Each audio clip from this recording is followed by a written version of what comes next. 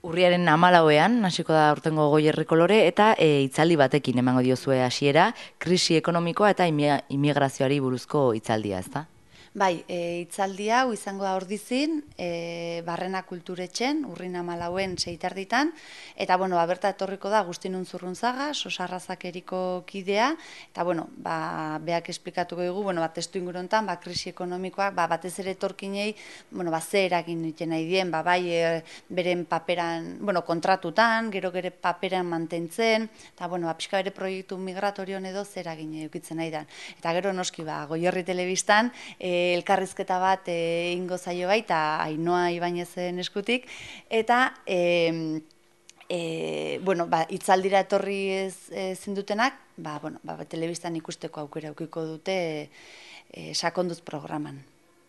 Etorkinak eta bertakoak elkar ezagutzea da Goierri Koloren helburuetako bat, 14etik 24era ospatuko da, eta bertan urtero ospatzen diren ekintza batzuk antolatu dituzue, adibidez bizi istorioak, bizi istorioen kontaketa, hainbat herrietan, iaz ere estrenatu zenuten mundialitoa eta kaixo lagun ere ospatuko duzue, baina berrikuntzak ere badaude. Bai, berrikuntzak, esan daiteke, bueno, esaten nahian testu ingurun, gero eta etorkin gehiago etortzen nahi da, eta beraiek ere, bueno, asoziatzen nahi dela esan daiteke, ez?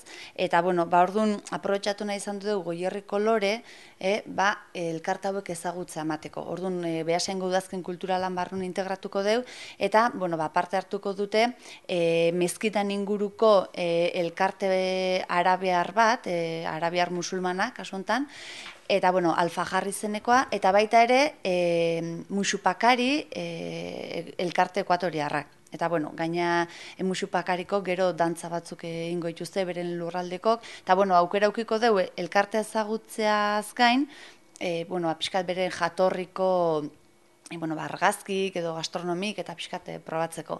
Hori izango litzateke bat. Eta gero, bueno, aurten gazte koloreri, bueno, garrantzi handigo bat emana izan diogu, eta aurtengo mundialitua pixkat beraiei zuzenduta dau. 11-18 urte bitarteko gazte goierritarrantzat.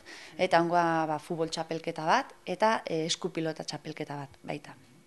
Bueno, eta ekintza asko antolatu dituzue, baina orain jendearen parte hartzea falta da, ezta? Bai,